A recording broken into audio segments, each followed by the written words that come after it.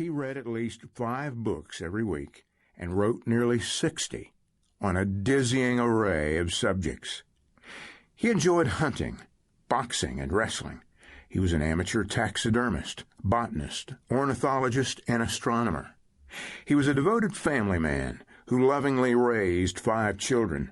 He enjoyed a lifelong romance with his wife, and as a committed Christian, he often taught a Sunday school class in his local Dutch Reformed church. After the two men had met, Lodge and Roosevelt spent as much time together as their busy careers allowed. They often walked together through Rock Creek Park. They enjoyed gathering their families together for dinners. They joined each other for vacations, either at Roosevelt's home on Long Island or Lodge's on Cape Cod.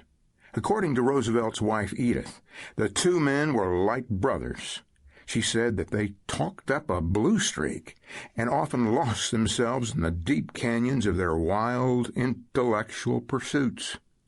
Roosevelt's son Kermit, who accompanied his father on 2 dangerous year-long expeditions to the heart of Africa and along the unexplored Amazon, commented that Lodge knew his father better than anyone alive, save Mother.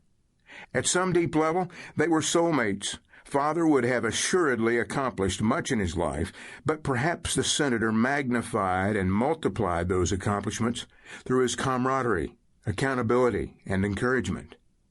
In later years, the two men collaborated on innumerable campaigns, legislative programs, and international initiatives.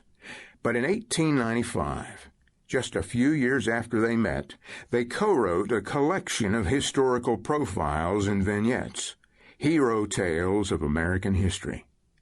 It was their favorite project and remains so throughout their lives. Reading it today reveals much about the strength that both men drew from their relationship. Ted, the firstborn of Roosevelt's brood, asserted, "That book not only provides portraits of a fistful of American heroes, it portrays the way a collaborative friendship can shape the destiny of a nation." The book project had been suggested by Edith after hearing the two men trade favorite stories over the dinner table one evening.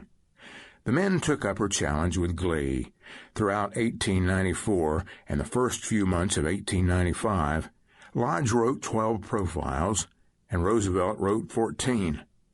Several were originally published in the St. Nicholas Literary Magazine, but most were composed specially for this volume.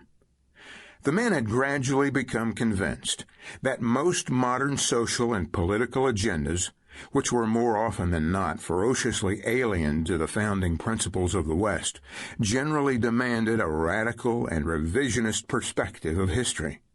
Thus it seemed to them that modern historians tended to manipulate the past in an effort to similarly manipulate the future. So as an antidote to that kind of dastardly divine despotism, Lodge and Roosevelt advocated a straightforward, back-to-basics, and shirt-sleeves approach to academic and cultural integrity. To strip away the layers of historical waffling and garbling that had begun to veil or even bury the truth. Thus Lodge asserted, "Near all the historical work worth doing at the present moment in the English language is the work of shoveling off heaps of rubbish inherited from the immediate past." As popular chronicles, that is precisely the kind of work that they attempted to do. It was indeed worthwhile. In fact, hero tales ultimately set a precedent for an entirely new kind of historical commentary that dominated progressive writing for more than a half a century. Along with G.K. Chesterton, Hilaire Belloc, Maurice Baring, Jacob Riis, Francis Parkman, and Thomas Macaulay, all practitioners of that kind of objective historical writing, Lodge and Roosevelt helped snap the spell of smothering modernity with a sane backward glance at the great Christian ecology that gave flower to the remarkable liberty, justice, and hope enjoyed by the democracies of the West. Instead of writing original history, after the fashion of eyewitnesses like Herodotus, Thucydides, or Geoffrey Villehardouin,